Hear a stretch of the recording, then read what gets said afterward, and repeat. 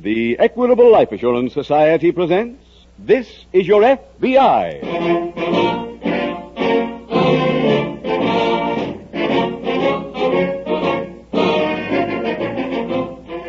This is Your F.B.I., the official broadcast from the files of the Federal Bureau of Investigation. Presented transcribed as a public service by the Equitable Life Assurance Society of the United States and the Equitable Society's representative in your community.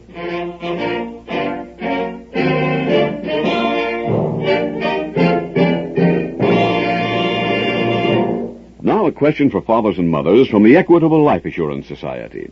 Would you like your boy or girl to go to college, regardless of what happens to you? Then you'll be interested in an Equitable Education Fund. And it's the most painless way ever invented to pay the cost of those years in college.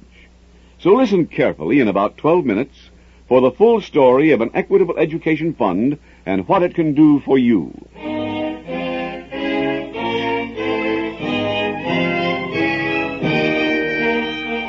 Tonight, the subject of our FBI file, armed robbery. Its title, The Harvest.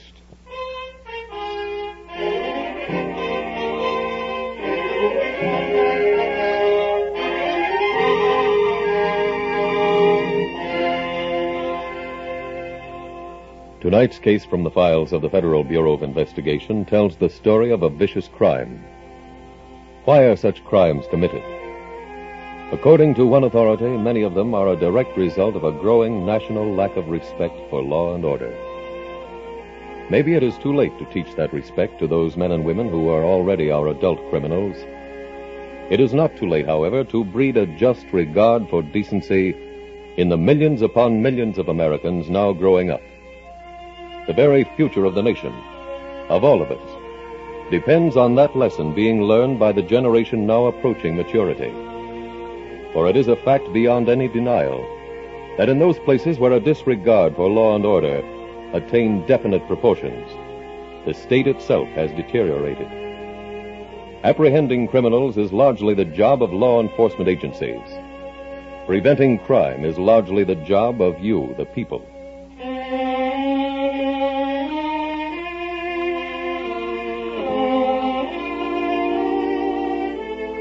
Tonight's FBI file opens on the outskirts of a vineyard in a western state. It is early evening and an open fire is blazing in the center of a large cluster of tents. A leather-faced, middle-aged man sits before the fire strumming an ancient, weather-beaten guitar. Beside him, a young man lies on the ground reading a paper-covered book. Looks up as he hears the squeak of a wash line pulley from between two of the tents. Rose, ain't you done yet? You see the notice in front of the office? No. Say something special? The Paradise Ranch called up. They got 2 weeks' work for 50 pickers and 10 chuckers. Work? Rose, you and your father going there next? We picked there last year. I guess that's where I'll go to. Well, ain't that a surprise? You keep quiet. Uh-oh. Carl must have got up. Okay, how can you bunk with him? Come on. Oh, shucks, ain't nothing wrong with Carl. He's easy to get along with. You just got to give him his own way. Isn't it wonderful about him saving that baby? What baby? Right before last, he was driving into town and he saw a house on fire. He ran in and got a baby out before it got burned. Now, who told you that? He did. Rose, are you still listening to him talk about himself? Here I come through the line. Another touchdown. Carl, what are you doing with the football? Practicing. See, Rose, you hold the football this way. Then you lift it up like you're going to throw a pass. Then you stick it under your arm, and off you go. I suppose you played football, too. Yeah. Broke the state scoring record.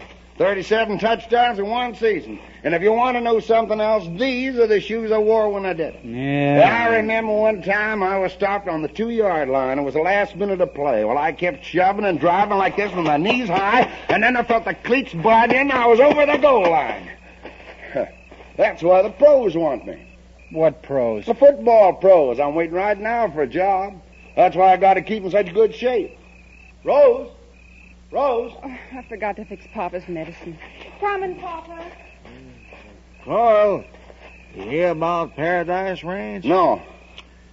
2 weeks' work for 50 pickers, starting Monday. Well, maybe by Monday they can keep their grates. I told the pros how much I want. They're smart. They'll pay me.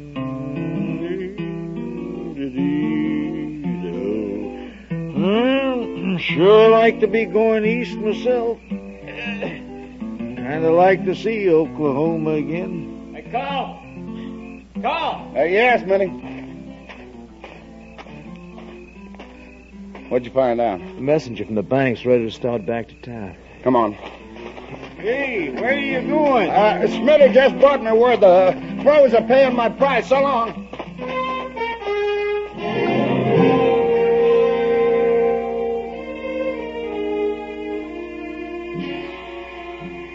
Later that night, at a nearby F.B.I. field office, Special Agent Jim Taylor is typing a report when Agent Ira Douglas approaches. Oh, hi, Jim. Oh, hello, Ira. I didn't know you were on duty tonight. Well, I wasn't supposed to be, but a bank messenger was waylaid at the Everstone Vineyard. Where's that? Up in the valley, near Morganville. Have you got any details? Yeah, police report. Messenger was waylaid on a private road that leads to the Vineyard office. You spoken to him? No, not yet. They took him to a hospital. He was still unconscious an hour ago. How much was stolen? I don't know. Well, I don't suppose you can locate anybody from the bank tonight. No, but the switchboard's going to keep trying. Oh, Ira, if they find any of the officials, will you get the information for me? Where are you going? Morganville.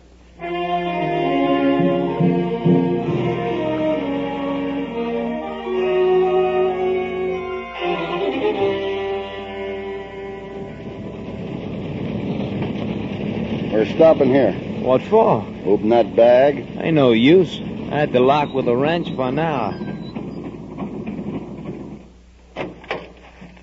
Okay, throw it out here. What? Throw the bag on the road.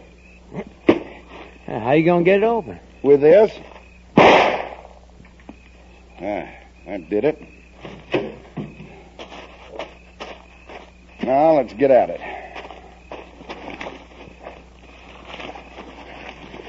Checks. Here's some cash. More checks. More checks. Bank book. Check. Well, keep digging. That's all. 2 20s and a 10. A measly $50. Well, we can cash a check. Sure. Tell the cops we did it. Come on. Let's get back in the car. Oh, where are we going? Paradise Ranch. The rest of the crew will be there. I know. If we got real dough, it'd be worth running. This way it ain't. So, we show up tomorrow and get jobs like nothing happened.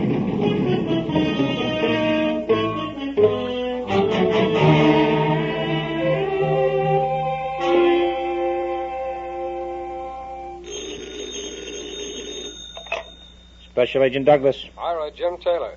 Are you in Morganville? Yes, the hospital. I've been here most of the night. The messenger came to for a few minutes and passed out again. Could he tell you anything? The bandit only got $50 in cash. The rest of the money was in checks, all made out to the Everstone Vineyard. How'd they get him, Jim? Well, there was glass smashed in the road. He got a flat, stopped to fix it, and was hit from behind. Any descriptions? No. When I went over the area with the police, we couldn't find any sign of a weapon. What was the weapon? Oh, we don't know. There are 3 wounds in the messenger's skull, spaced about 1 inch apart. Doctor won't even make a guess what was used. I'm going over to the vineyard now, Ira, and talk to the foreman. Anything I can do down here? No, not now. I'll see you in the office first thing tomorrow morning.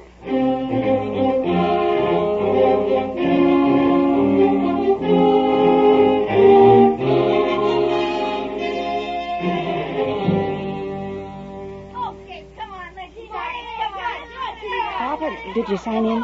For both of us. And you know what? $1.20 an hour. Oh, swell. Miss Lavaca, you need some help with your tent? No, Larry. You want to work? You can help me carry some bundles back from the store. Come on. I'll see you in the tent. Let's cut through here and across the road. All right. Hi, kids. Hi, Okie. Hey, going to the store? Mm-hmm.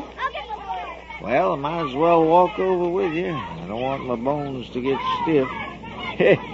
Ain't used to having days off. Hey, everybody! Carl.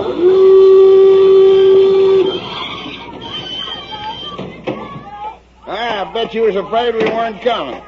Where's your tent, Rose? I'll put ours next door. But, Carl, you went east to play football. Huh? Me? I'm a great picker. Who said anything about playing football? Well, Larry did.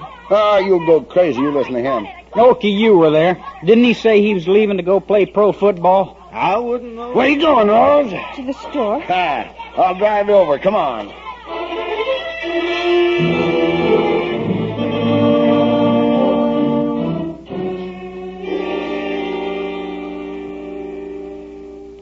Ira?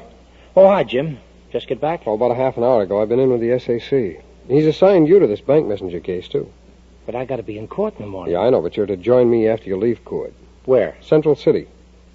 I thought the messenger was held up near Morganville. Yeah, that's right, he was, but most of the migratory workers have left there to work at a place called Paradise Ranch. That's near Central City. I've got to interview them. Did you get anything more from the messenger? No, he died without regaining consciousness. Oh? When are you going to Central City? I'm leaving now. Well, give me the details on how to find that ranch, and I'll see you there tomorrow.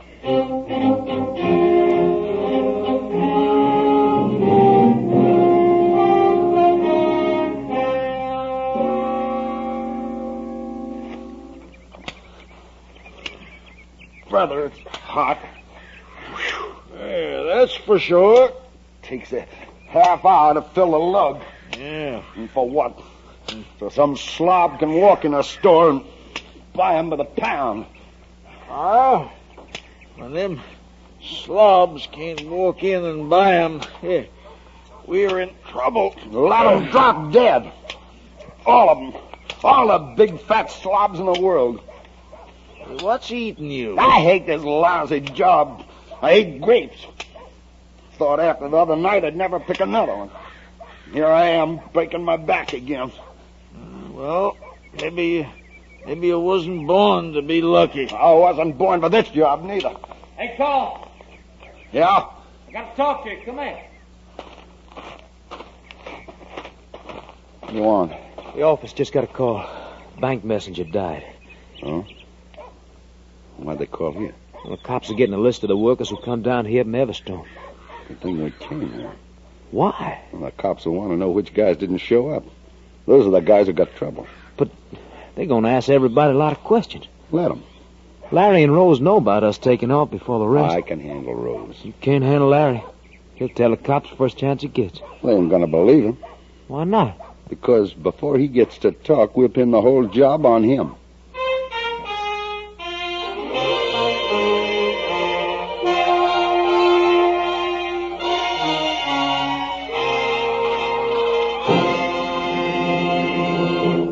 We will return in just a moment to tonight's exciting case from the official files of your F.B.I.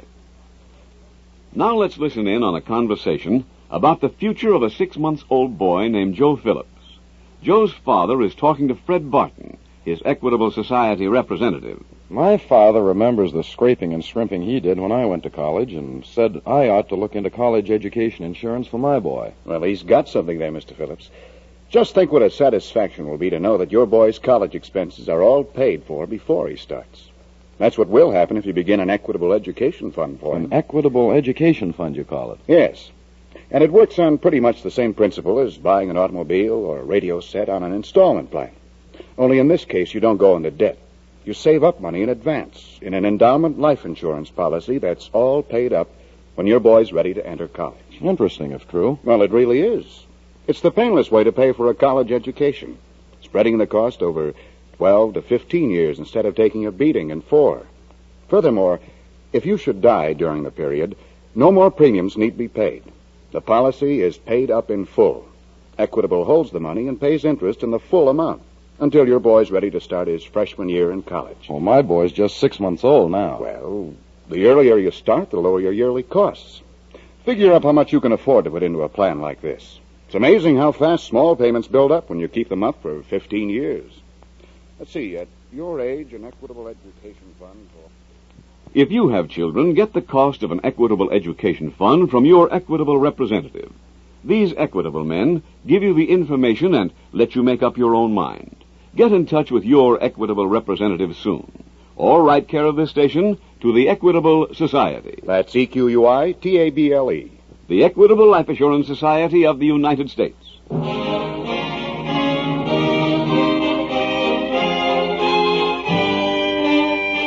And now back to the FBI file, The Harvest.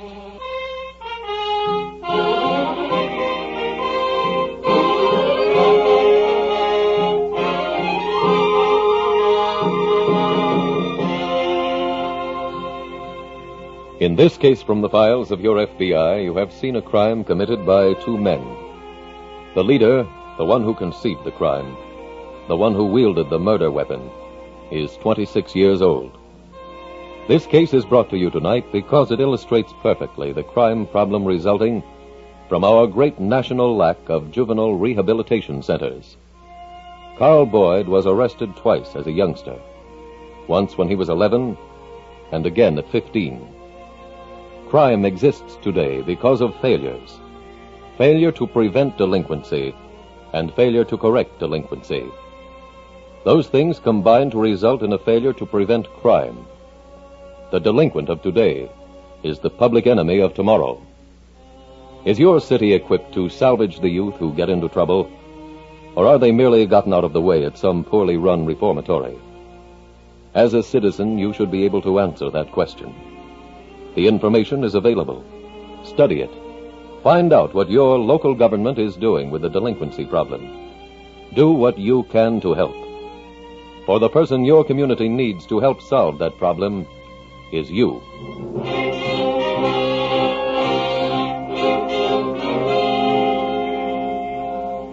Tonight's FBI file continues at the Paradise Ranch later that afternoon. Special Agent Ira Douglas has just arrived. Jim, I got here as soon as I could. Well, Larry, you're just in time for work. Okay, what's the job?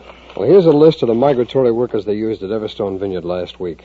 Mm-hmm. And this is the list of workers who showed up here.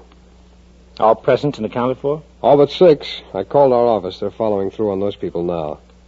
Have you interviewed anybody here yet? No, I just finished cross-checking the list. How many workers are on both? There's 60. 50 pickers and 10 checkers. Do you remember the tent village you passed through coming in the main gate? Uh-huh. Well, that's where they live. Okay. How do you want to handle the interviews? Well, the checkers were in the field office at the Everstone Vineyard when the bank messenger was there, so it seems to me we should interview them first.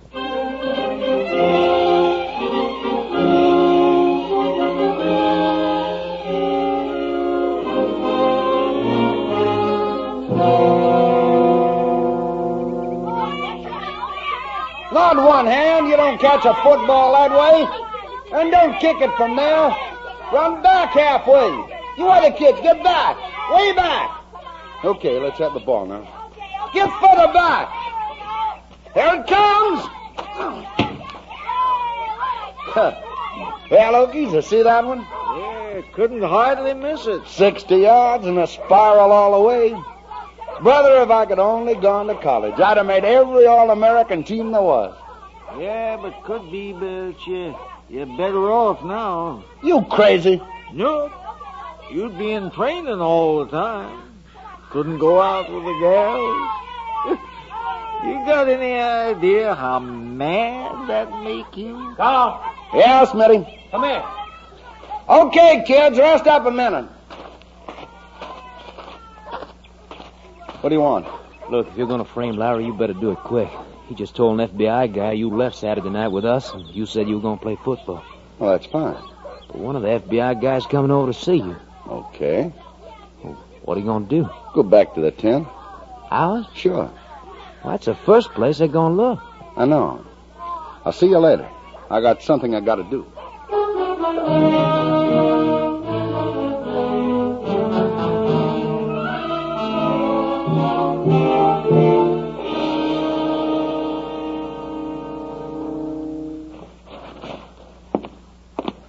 Hi. Hi. You Carl Boyd? Uh-huh. I'm a special agent of the FBI. Here are my credentials. Okay. I'd like to ask you a few questions. Go ahead. Well, before I do, I want to tell you that you don't have to answer them, but if you do, anything you say can be used against you. Against me for what? I got nothing to hide. Go ahead. Ask me anything. Well, I understand you worked last week at Everstone Vineyard near Morganville. Yeah, I did. Well, there was a bank messenger held up and killed Saturday evening on the dirt road leading from the main house of the vineyard. You know anything about that? Yeah, I heard about it. Oh, where? One of the other pickers told me. Why are you asking me about that? Well, you and your friends were the only ones to leave that night. The others waited till the next day. Well, we got paid off and we left. We went and got drunk. Where? Oh, I don't remember. Someplace on the road. You told Larry Castro you're going east to play professional football. I did not. Oh, well, that's what he told us. That's how he's trying to get even. Even for what? His girl stopped liking him and started liking me, so it makes it look like I stole that money. Well, his story does throw a suspicion on you. Look, go ask him something. Ask him what he was burying before. Ask Castro? Yeah, in back of his tent. Come on. It's 3 tenths down. I'll show you. All right. This way. When did you see him doing this burying? This morning. Just before we went out to work, it was. Yeah, right after we heard you was coming. I suppose he didn't tell you nothing about that, did he? Well, no, I didn't. Around here in back of this tent. This Castro's? Yeah. Oh, look. You can see for yourself. That's been dug up. Yeah. And there's the shovel by his tent. Yeah, there's fresh dirt here. You going to see what he buried? Well, I'm going to try.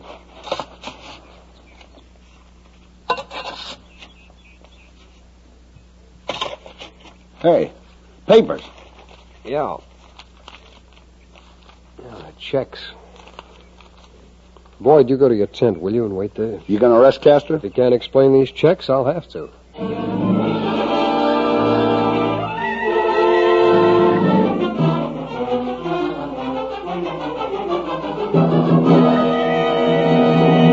But look, I don't know anything about any checks. Castro, we aren't trying to prove you committed this murder. We're just trying to get the truth. I told you the truth. Carl Boyd's a liar if he says I buried him. Come in. Rose, what you doing here? Somebody sent for me. Are you Rose Lavaca? Yes. Oh, please come in. Rose, they think I robbed that man at Everstone. What? Oh, Carl told them a story about me. They're from the FBI. Pardon me, Castro. Miss Lavaca, may we ask you a few questions? He didn't do that. He couldn't. He's not a man who killed somebody. Were you sitting at the fire in front of Carl Boyd's tent Saturday night? Yes. And were you there when Boyd told Castro and this man Oakey that he was going east to play professional football? No, I had to go fix Papa's medicine. Larry told me when I came back. Boyd denies saying it. Why would I make it up? Castro, it's not our job to say if you're innocent or guilty. We're investigators. There's been a murder and a bank robbery committed, and if you did it, that story would throw suspicion on Boyd. I'm afraid that for now, anyway, the evidence is all against you.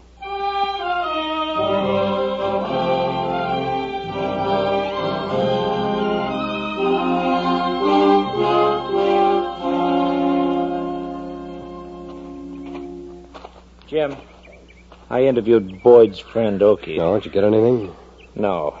He says he doesn't remember anything Boyd says for more than a minute. That checker who rode down here with Boyd, the one named Smitty, he said he doesn't remember Boyd saying anything at all about football.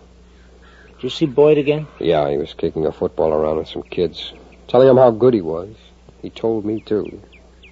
Jim, I'm willing to nominate him. Yeah, I am, too, but you can't ignore those checks, Sarah.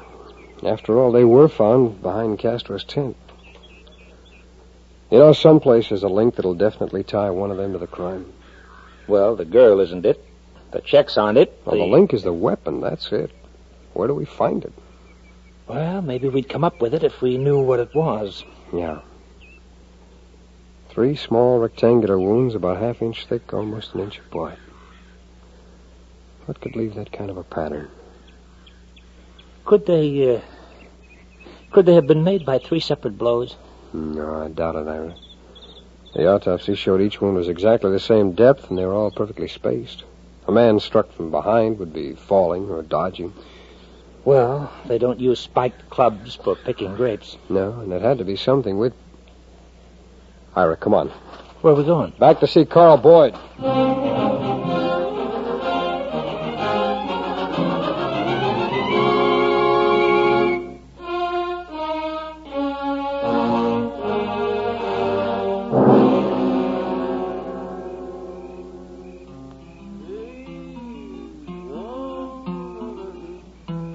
Smitty, give me a cigarette. How about your training? give me a cigarette. All right. Better give your eyes some training. Huh? There's Rose. Oh, hey, Rose. I was looking for you. Where'd you go? To see Larry. Oh, that crook. He's no crook. Were the cops with him? Yes.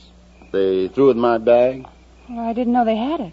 What are they doing with your bag? Well, at first I thought maybe I'd done the killing. They said if I put them checks in my bag, the ink could come off on my clothes. They wanted to look at all my stuff, so I give it to them. You get the bag back. Huh? Larry. I thought the cops had you. They let me go. Why? Because Carl here's such a big football player. What are you talking about? Well, we'll explain that to you, Boyd. Agent Douglas and I took your suitcase in and had our laboratory examine the contents. You didn't find no ink from those checks on my stuff. No. But the laboratory found blood on the cleats of one of your football shoes. No, blood look. that matches the dead man's. They couldn't. Come on, Boyd. You and your friend are going with us.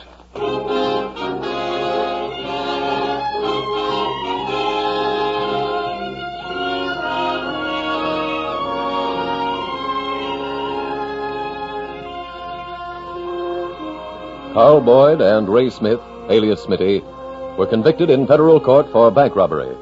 And in view of the bank messenger's death, each received a 40-year sentence. In tonight's case, you saw the Federal Bureau of Investigation start on a new file with almost no information except that a crime had been committed. However, the painstaking attention of FBI agents to every detail, to every possible clue, which is the subject of an illustrated story in this month's Radio TV Mirror, is, you will also note, well illustrated by the file dramatized this evening. Even more important than the apprehension of the two criminals, of course, was the exoneration of Larry Castro. That kind of care in the protection of falsely accused people represents one of the finest attributes of the American way of life, in the protection of your personal rights, your civil liberties.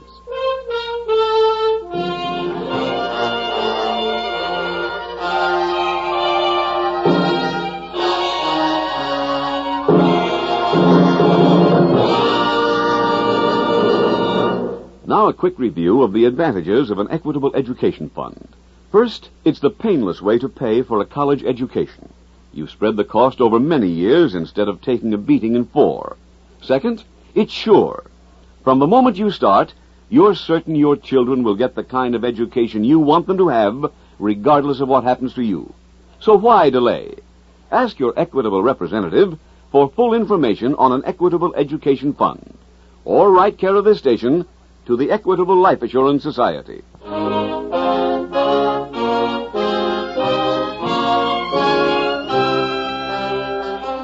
Next week, we will dramatize another case from the files of the Federal Bureau of Investigation. Its subject, bank robbery. Its title, The Hostage.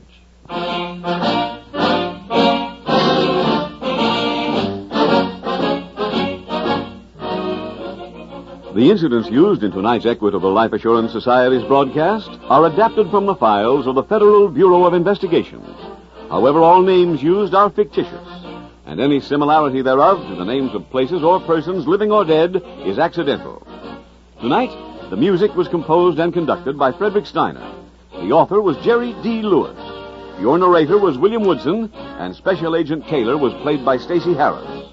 Others in the cast were Alice Backus, Anthony Barrett, Ted DeCorsia, Sam Edwards, Wally Mayer, Victor Rodman, and Harry Rosenthal. This Is Your F.B.I. is a Jerry Devine production. This is Larry Keating speaking for the Equitable Life Assurance Society of the United States and the Equitable Society's representative in your community, and inviting you to tune in again next week at the same time when the Equitable Life Assurance Society will bring you another thrilling transcribed story from the files of the Federal Bureau of Investigation. The Hostage on This Is Your F.B.I.